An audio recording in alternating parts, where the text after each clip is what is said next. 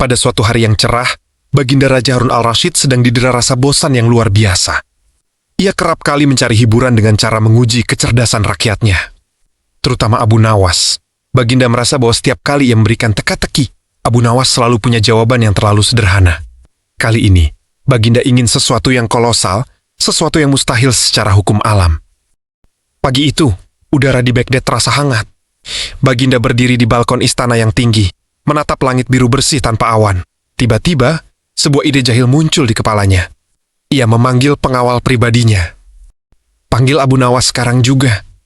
Katakan padanya, jika dia tidak datang sebelum matahari tepat di atas kepala, aku akan menyita keledainya.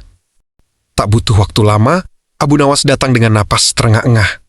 Di balairung istana yang megah, para menteri sudah berkumpul. Suasana terasa sangat tegang.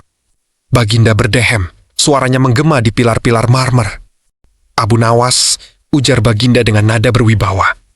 Aku bosan melihat langit yang itu-itu saja. Biru saat siang, hitam saat malam. Aku ingin kau memberikan sentuhan seni. Aku ingin kau mengecat langit itu dengan warna-warna baru yang lebih meriah. Aku beri kau waktu 7 hari. Jika dalam 7 hari langit masih berwarna biru, maka kau akan aku kurung di penjara bawah tanah. Para menteri saling berpandangan. Ada yang kasihan, namun lebih banyak yang menahan tawa, yakin bahwa kali ini Abu Nawas benar-benar tamat. Abu Nawas pulang dengan wajah murung. Di sepanjang jalan, ia terus menatap ke atas. Orang-orang yang melihatnya mengira Abu Nawas sudah gila. Istri Abu Nawas yang melihat suaminya pulang dengan lesu pun bertanya, "Ada apa, suamiku? Apakah Baginda meminta emas lagi?" "Lebih buruk dari itu, istriku. Baginda memintaku mengecat langit," jawab Abu Nawas lemas. Namun, bukan Abu Nawas namanya jika menyerah begitu saja. Di hari kedua ia mulai beraksi. Ia tidak mencari tangga, melainkan pergi ke pasar pusat. Ia membeli berpuluh-puluh gulung kain sutra dengan berbagai warna, merah, kuning, hijau, dan ungu. Ia juga memesan ratusan bambu panjang dan ribuan meter tali rami. Selama 5 hari berturut-turut, rumah Abu Nawas menjadi bengkel kerja yang sangat sibuk. Puluhan penjahit dikerahkan. Tetangga-tetangga bertanya, "Abu Nawas, apakah kau mau membuat tenda untuk pesta pernikahan raksasa?" Abu Nawas hanya menjawab dengan senyum penuh rahasia, "Aku sedang menyiapkan kuas untuk menyentuh pipi awan." Hari ke-7 tiba. Rakyat Baghdad berkumpul di anelan depan istana. Mereka ingin melihat bagaimana cara Abu Nawas memanjat langit. Baginda Raja keluar dengan jubah kebesarannya, duduk di singgasana yang dibawa keluar ruangan. "Mana Abu Nawas?" tanya Raja tidak sabar. Tiba-tiba, dari kejauhan muncul ratusan orang yang dipimpin oleh Abu Nawas.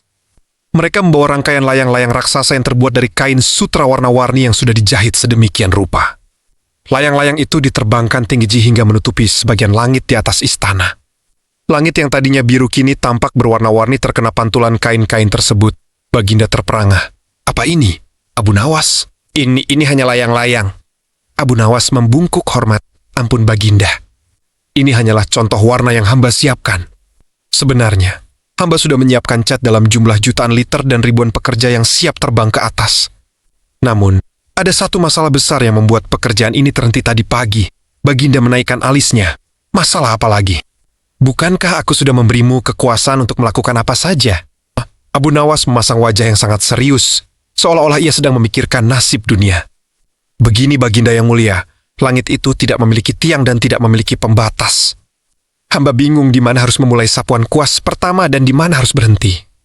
Hamba takut jika hamba mengecat terlalu ke timur, hamba akan melanggar wilayah langit negeri tetangga dan memicu perang."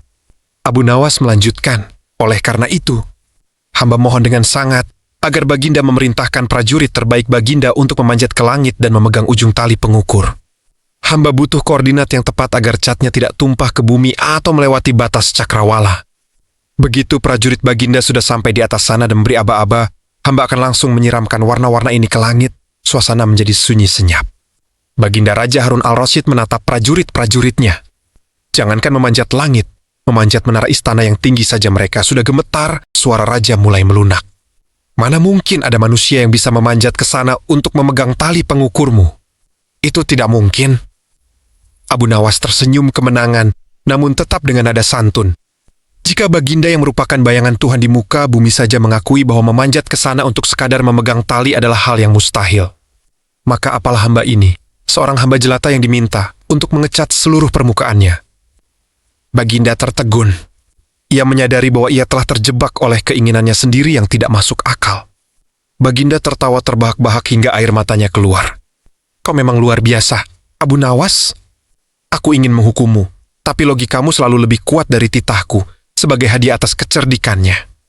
Dan karena telah membuat pertunjukan layang-layang yang indah, Abu Nawas justru dihadiahi pundi-pundi emas.